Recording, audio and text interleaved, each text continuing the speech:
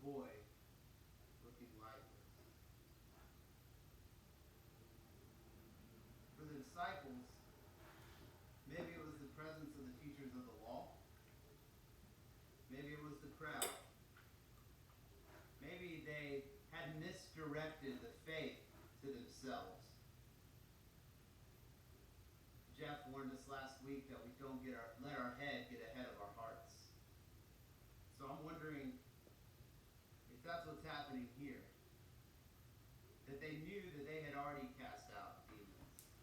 That this was something that they had the authority to do. And their faith was in their ability to do it. And so they didn't rely on prayer. They didn't rely on God. And when they asked Jesus why they were unable to cast the spirit out, he said that throwing out this spirit requires prayer. Church, that's where we start. Sometimes we are so overwhelmed, we forget to pray. Or maybe we don't want to pray. Or maybe we don't know what to pray. Help our unbelief. Circumstances shake our faith. We can get so tense, so stressed out, so tight, and life seems so full of obstacles, preventing our restoration. We can be hit by financial troubles, pressure from family, friends, work, natural disaster, pandemic. Trying to rebuild our life. We pile that stress up, and it will take an act of faith to release it. Sometimes we feel like we don't go.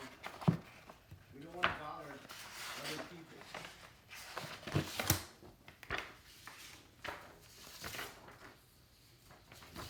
Those people would pray for us. That's what community is for. Scripture tells us to carry one another's burdens. Sometimes we get so buried,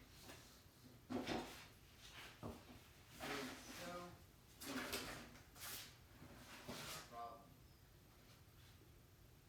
that we don't want to ask for help. The Father had enough faith to ask. And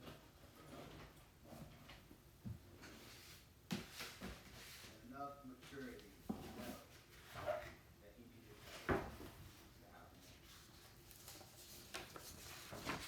All in the Father's hand. So he handed it to Jesus. Don't miss the holistic healing. It says that when the spirit left the boy, that it looked like death. He was lifeless.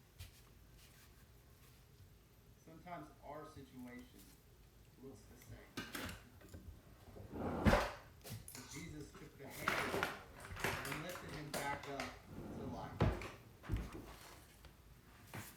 I believe. Help my unbelief.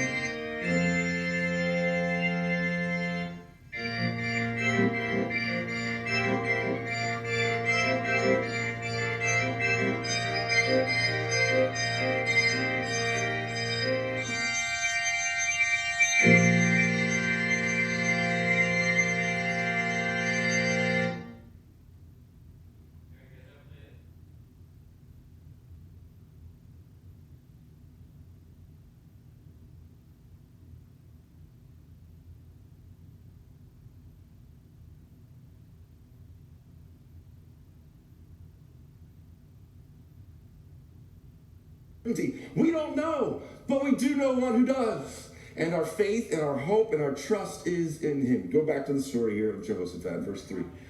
Jehoshaphat was afraid, and he resolved to seek the Lord. Here's the end of that verse. Then he proclaimed a fast for all of Judah, who gathered to seek the Lord. They even came from all of the cities of Judah to seek him. So you see here in the story, the Jewish people, the people under the kingship of Jehoshaphat, they weren't ignorant. They knew the danger. They saw it. They were freaking out too. But what did they do? Whose direction did they seek? They went to Jehoshaphat because you've got the answers, right?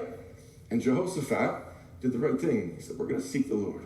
We're going to call for a fast. We're going to call for a prayer. And we are going to seek the one who is our deliverer.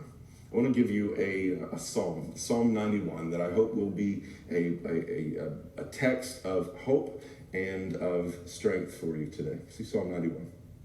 The one who lives under the protection of the Most High dwells in the shadow of the Almighty. I will say concerning the Lord, who is my refuge and my fortress, my God in whom I trust. He himself will rescue you from the bird trap, from the destructive plague. He will cover you with his feathers. He will take refuge. You will take refuge under his wing. His faithfulness will be a protective shield. You will not fear the terror of the night, the arrows that fly by day, the plague that stalks in darkness, or the pestilence that ravages at noon. Though 1,000 fall at your side and 10,000 at your right hand, this pestilence will not reach you. You will only see it with your eyes and the witness of punishment of the wicked, because you have made the Lord my refuge, the Most High, your dwelling place. No harm will come to you, no plague will come near your tent, for he will give his angels orders concerning you to protect you in all of your ways. They will support you with their hands so that you will not strike your foot against a stone. You will not tread on the lion or the cobra. You will trample on the young. You will tread on the lion and the cobra. You will trample on the young lion and the serpent, because he has his heart set on me. I will deliver him. I will protect him because he knows my name. When he calls out to me, I will answer him. I will be with him in trouble. I will rescue him and give him honor. I will satisfy him with long life and show him my salvation.